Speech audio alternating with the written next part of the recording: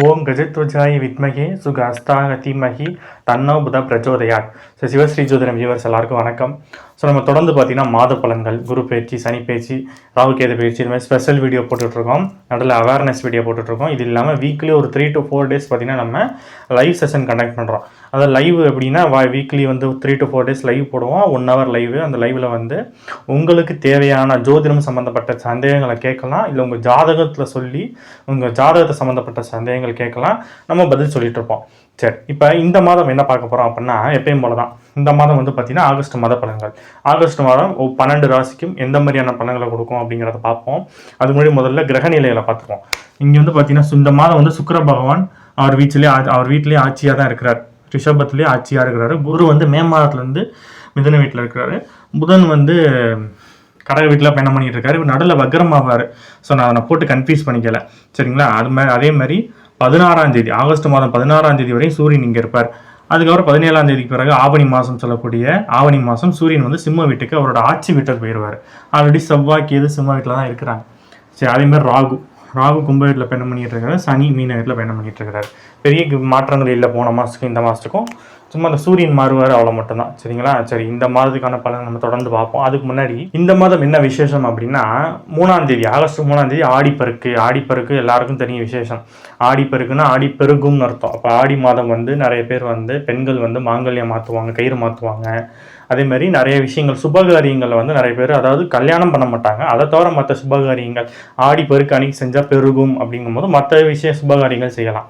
அசல் கல்யாணம் இது மாதிரியான விஷயங்கள் தான் சுபகாரியம் செய்ய மாட்டாங்க. மற்ற விஷயம் நம்ம ஒரு கடை ஆரம்பிக்கிறோம் அப்படின்னா ஆரம்பிக்கலாம், ஏன்னா வந்து அது பெருகணும் அப்படிங்கிறனால. ஸோ இந்த மாதிரி விஷயங்கள்லாம் 18 ஆடி பெருக்கு அன்னைக்கு செய்யலாம், ரொம்ப விசேஷம். 8ஆம் தேதி பார்த்தீங்கன்னா வரலட்சுமி விரதம். இந்த வரலட்சுமி விரதம் வந்து நம்ம தமிழ்நாட்டில் ஸ்பெசிஃபிக்காக, நம்ம தமிழ்நாட்டில் நிறைய வீட்டில் பெண்கள், திருமணமான பெண்கள் நிறைய பேர் இந்த வரலட்சுமி விரதம் கொண்டாடுவாங்க. அதாவது இந்த வரலட்சுமி விரதம் அன்றைக்கி வந்து பார்த்திங்கன்னா அதாவது வந்து மாங்கல்ய பலம் நல்லா இருக்கணும், கணவருக்கு ஆயுஸ் நல்லா இருக்கணும், வீட்டுக்கு செல்வ செழிப்பு இருக்கணும் அப்படின்னு பெண்கள் நிறைய பேர் வந்து பார்த்திங்கன்னா அன்றைக்கி விரதம் இருந்து அந்த பூஜை முறைகள்லாம் செய்வோம். ரொம்ப சிறப்பாக நடக்கும் நம்ம தமிழ்நாடு சைடில். 9ஆம் தேதி பார்த்திங்கன்னா ஆவணி அவிட்டம். இந்த ஆவணி அவிட்டம் அன்றைக்கி என்னென்னு பார்த்தீங்கன்னா, அன்றைக்கி வந்து எல்லாருக்கும் தெரியும் பூணூர் மாற்றுவாங்க. எல்லாரும் பூணூர் போடுவாங்க. புதுசாக கல்யாணமான மாப்பிள்ளைக்கு போடுவாங்க. இது மாதிரி சம்பிரதாயங்கள்லாம் அன்றைக்கி நடக்கும். முக்கியமாக வேதங்களின் நாள்னு சொல்கிறது. வேதங்கள் அப்படின்னா அந்த ஆவணி அவிட்டம் அன்றைக்கி புதுசாக வேதங்கள் படிக்கலாம் அப்படின்பாங்க. அப்படின்னா நம்ம வேதங்கள் தான் படிக்கணும் இல்லை, வேதங்களும் படிக்கலாம், ஒரு கல்வி கற்க ஆரம்பிக்கலாம், இல்லை புதுசாக ஒரு கல்வி கற்கலாம், ஏதோ ஒரு சுபகாரியம் அன்றைக்கி செய்யலாம், சரிங்களா? அது ஒரு நல்ல நாள் அன்றைக்கி ஆவணி அவிட்டம் அன்றைக்கி. 15ஆம் தேதி எல்லாருக்குமே சரி சுதந்திர தினம். நம்ம இந்தியா சுதந்திரமான தினம். August 15 1947 India சுதந்திரமானது.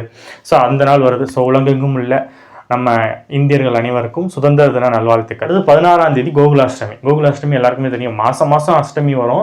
அதில் அந்த கோகுலாஷ்டமி என்ன சிறப்புனா கிருஷ்ணர் பிறந்தது அப்படின்பாங்க. அப்புறம் கிருஷ்ணர் பிறந்தது எல்லாரும் நிறைய பேர் நிறைய கோவில்களில் செலிப்ரேட் பண்ணுவாங்க, வீட்டில் செலிப்ரேட் பண்ணுவாங்க. ஸோ கிருஷ்ண ஜெயந்தி அப்படின்னு கூட சொல்லுவாங்க. 27ஆம் தேதி விநாயகர் சதுர்த்தி. எல்லாருக்கும் தெரியும் விநாயகர் சதுர்த்தி எவ்வளோ ஸ்பெஷல் அப்படின்னு. இந்த விநாயகர் சதுர்த்தி தான் பார்த்தீங்கன்னா பிள்ளையார் சொல்லி போடுறதை எடுத்துக்கலாம். ஏன் அப்படின்னா இந்த விநாயகர் சதுர்த்தியில் ஸ்கூல் பிள்ளைங்களுக்கு கொண்டாட்டம் ஆயிரும். ஏன்னா ஃபஸ்ட்டு விநாயகர் சதுர்த்தி, அடுத்தது சரஸ்வதி பூஜை, ஆயுத பூஜை, அப்படி வரிசையாக பண்டிகைகளாக வரும். இந்த பண்டிகைகளோட ஆரம்பம் எப்போனா இந்த விநாயகர் சதுர்த்திலாம். விநாயகர் சதுர்த்தி முத வரும். அதுக்கு அடுத்து பார்த்தீங்கன்னா வரிசையாக பண்டிகைகள் வந்துகிட்டே இருக்கும். ஸ்கூல் லீவ் விடுவாங்க. ஸோ பிள்ளைங்களுக்குலாம் ஒரே ஜாலியாக இருக்கும் அந்த மாதிரி நேரத்தில். ஸோ விநாயகருக்கு பிறந்த நாள் 27ஆம் தேதி விநாயகர் சதுர்த்தி, விநாயகருக்கு பிறந்த நாள். ஸோ உலகெங்கும் உள்ள அனைத்து மக்களுக்கும் விநாயகர் சதுர்த்தி நல்வாழ்த்துக்கள். வீடியோக்குள்ளே போவோம். வீடியோ ஃபுல்லாக ஸ்கிப் பண்ணாமல் பாருங்கள். வீடியோ பிடிச்சிருந்தா லைக் பண்ணுங்கள், ஷேர் பண்ணுங்கள், சப்ஸ்கிரைப் பண்ணுங்கள், ஹை பாயிண்ட்ஸ் கொடுங்க முடிஞ்சால்.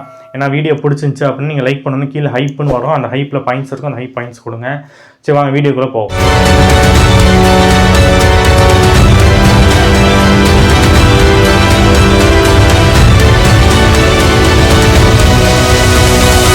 இப்போ நம்ம மிதுன ராசியை பார்ப்போம். மிதுன ராசிக்கு இந்த ஆகஸ்ட் மாதம் எப்படி இருக்கும் அப்படின்னு. பொதுவாக மிதுன ராசிக்காரன் நிறைய பேர் ஜென்ம குரு நினச்சி பயந்துட்டு இருந்தாங்க. நம்ம சொல்லியிருப்போம், ஜென்ம குருவில் நிறைய பேருக்கு வந்து பார்த்தீங்கன்னா ராமர் வனவாசம் போனதெல்லாம் சொல்லுவாங்க. ஆனால் அதெல்லாம் அந்த காலம். இப்போ அப்படி கிடையாது. ஒரு சிறிய இடமாற்றம் இருக்கும். ஒரு ஆஃபீஸில் இருக்கீங்கன்னா வேறு பிரான்ச்சில் மாற்றி விடுவாங்க. ஒரு 2 கிலோமீட்டர் டிஸ்டன்ஸில், ஒரு 5 கிலோமீட்டர் டிஸ்டன்ஸில் இருக்க வேறு பிரான்ச்சுக்கு மாற்றி விடுவாங்க. ஒரு வேலை இடமாற்றம். தொழிலாக இருந்தால் ஆஃபீஸ் இடம் மாற்றுவீங்க, இல்லைனா ஆஃபீஸ்க்குள்ளேயே வந்து டேபிள் சேர் இடத்த மாற்றி போடுறது, ஓகேங்களா? அது ஸ்டூடியோ வச்சுருந்தாங்கன்னா அதில் இடத்த மாற்றுறது. இது மாதிரி விஷயம் சின்ன சின்ன மாற்றங்கள் தான் இருக்கும், தவிர மற்றபடி பாதிக்காது அப்படின்னு சொல்லியிருந்தோம். இல்லை சில பேருக்கு வீடு மாறுவாங்க. வாடகை வீட்டில் இருக்கிறாங்கன்னா புதுசாக வேறு வீடு மாறுவாங்க. இதுதானே தவிர மற்றபடி இந்த ஜென்ம குரு பெருசாக பாதிக்காதுன்னு சொல்லியிருந்தோம். சரி, இந்த மாதம் எப்படி இருக்கும் அப்படின்னா, லக்னத்திலே குரு, சாரி ராசியிலே குரு. ராசியிலே குரு இருக்கும்போது என்ன ஆகும்னா, இவர் யார் உங்களுக்கு 7ஆம் அதிபதி அவர் தான், 10ஆம் அதிபதி அவர் தான். 7ஆம் அதிபதி 10ஆம் அதிபதி ராசியில் இருக்காங்க. அப்போ 7ஆம் இடம்னா யார்? கணவன் இருந்தால் மனைவி, மனைவியாக இருந்தால் கணவன். அப்போ அந்த 7ஆம் அதிபதி ராசியில் வந்து திரும்ப 7ஆம் இடத்தையும் பார்க்குறாரு. அப்போ திருமணம் ஆயிருமா? நிறைய பேருக்கு நம்ம ஏற்கனவே குரு பயிற்சி வீடியோலே சொல்லியிருந்தோம்.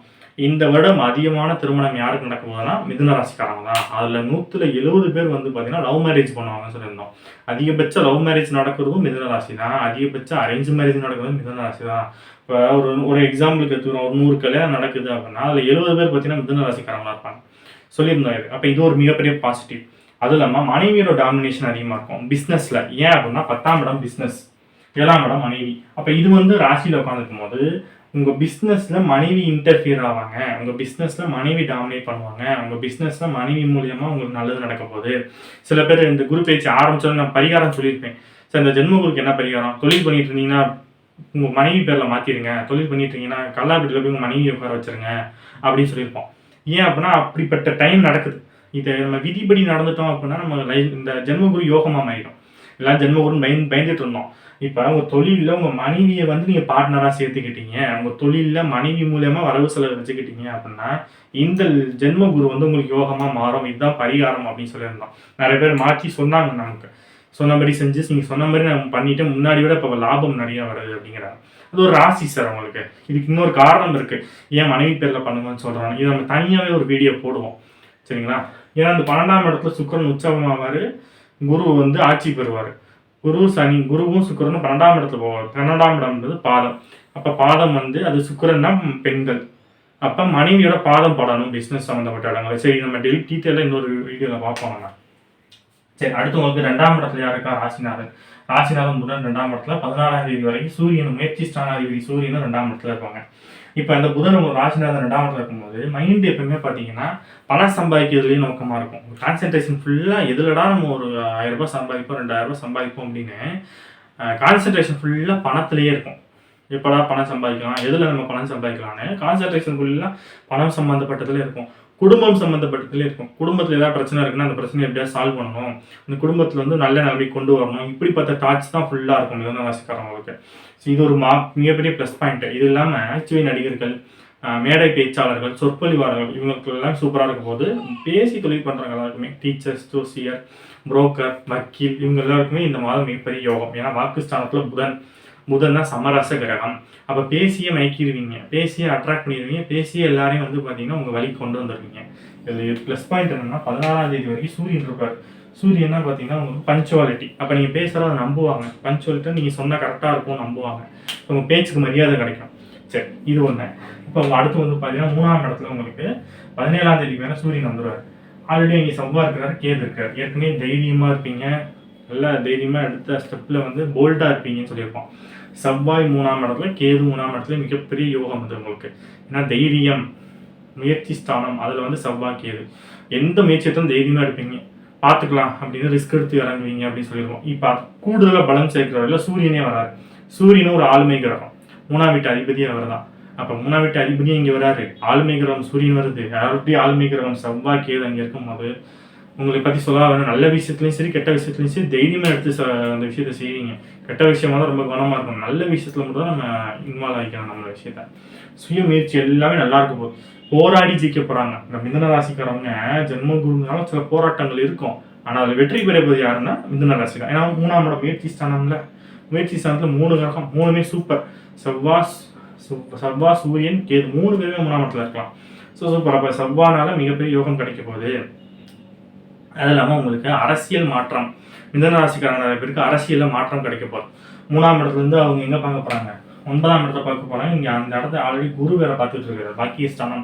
அப்போ நீங்கள் இதுக்கு முன்னாடி செஞ்ச நல்ல காரியத்துக்கான பலனை அனுபவிக்க போகிறீங்க.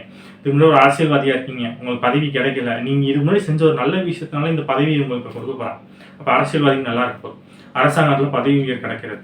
இதெல்லாம் நிறைய நல்ல விஷயங்கள் கிடைக்க போகுது. ஏன்னா 3ஆம் இடம் இல்லையா? இல்லையே சகோதரத்தை இது முன்னாடி இந்த பிரச்சனை சால்வ் ஆகும். அதே மாதிரி பிரச்சனை இருந்துச்சுன்னு, பிரச்சனை இல்லாமல் ஸ்மூத்தாக இருந்தீங்கன்னா பிரச்சனை வரும். அதாவது உள்டாவாக நடக்கும். ஏன்னா கேது இல்லை, கேது இருக்கிறாரு, ராகு 9ஆம் இடத்துல இருக்கிறாரு. அப்போ பிரச்சனை இல்லைன்னா பிரச்சனை வரும், பிரச்சனை இருந்தால் சால்வ் ஆகும். ஸோ கவனமாக இருந்துக்கணும் இந்த விஷயத்தில். சரி, அடுத்து உங்களுக்கு 4ஆம் வீட்டு அதிபதி புதன் 2ஆம் இடத்துல இருக்கிறாரா. அப்போ வீட்டு நாள் வருமானம், 4ஆம் இடம்னா வீடு, 4ஆம் இடம்னா இடம், 4ஆம் இடம்னா வண்டி வாகனம்.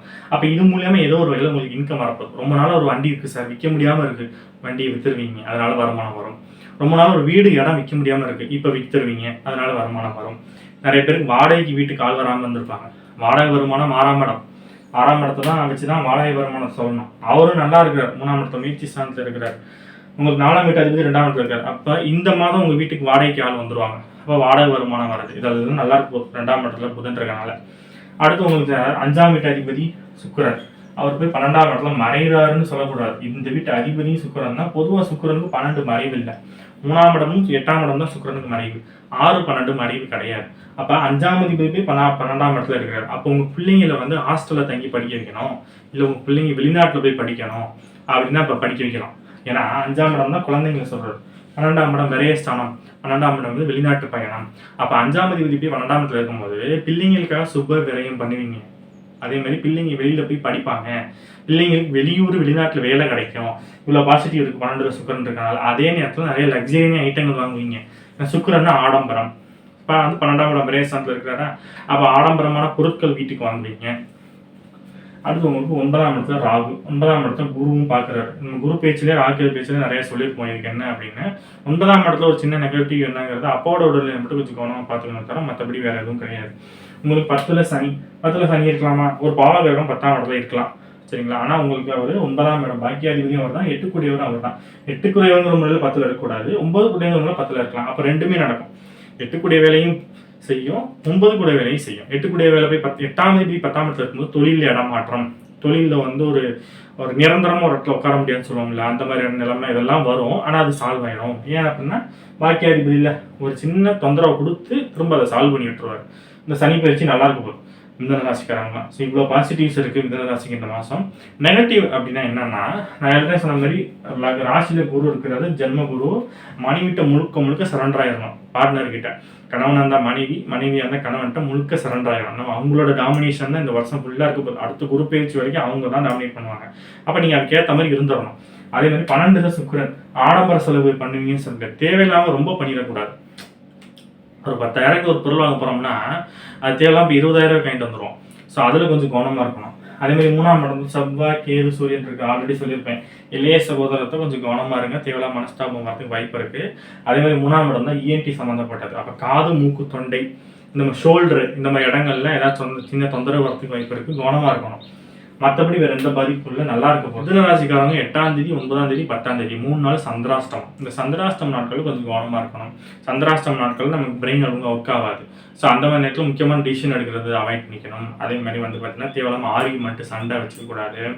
வண்டி வாகனங்களை கவனமாக போகணும். பேங்க் டீலிங் வச்சுருக்கிறவங்க பணம் வரவு செலவுகள் ரொம்ப கவனமாக இருக்கும். ஏதாவது மிஸ் பண்ணிடுவோம், மறந்துடும். ஸோ அது மட்டும் தான், மற்றபடி வேறு எந்த பாதிப்பும் இல்லை. நிறைய நல்ல விஷயங்கள் சொல்லியிருக்கீங்க. இப்போ நம்ம 12 ராசிக்கு இந்த மாதம் என்ன மாதிரியான பலன்கள் கொடுக்கும் அப்படின்னு பார்த்தோம். ஸோ வீடியோ பிடிச்சிருந்தா லைக் பண்ணுங்கள், ஷேர் பண்ணுங்கள், சப்ஸ்கிரைப் பண்ணுங்கள். உங்களுக்கு யாருக்காவது எங்கிட்ட ஜாதகம் பார்க்கணும்னு விருப்பம் இருந்துச்சுன்னா என் ஃபோன் நம்பருக்கு ஃபோன் பண்ணி கேட்டு வாட்ஸ்அப்பில் உங்கள் டீட்டெயில் அனுப்பி ஜாதகம் பார்த்து பலன் தெரிஞ்சுக்கோங்க. வாரத்துக்கு 3 நாள் நல்லா லைவ் போடுவோம். ஸோ அதுலேயும் உங்களுக்கு தேவையான ஏதாவது ஒரு கேள்விக்கு சிம்பிளாக ஆன்சர் பண்ணுற மாதிரி இருந்தால் அதில் கூட கேட்கலாம், சரிங்களா. ஸோ தொடர்ந்து சப்போர்ட் பண்ணுங்கள். நெக்ஸ்ட் வீடியோவில் பார்ப்போம். அதுவரை உங்களிடமிருந்து விடைபெறுவது உங்கள் ஜோதிடர் சிவாஜி ஸ்ரீனிவாசன். நன்றி, வணக்கம்.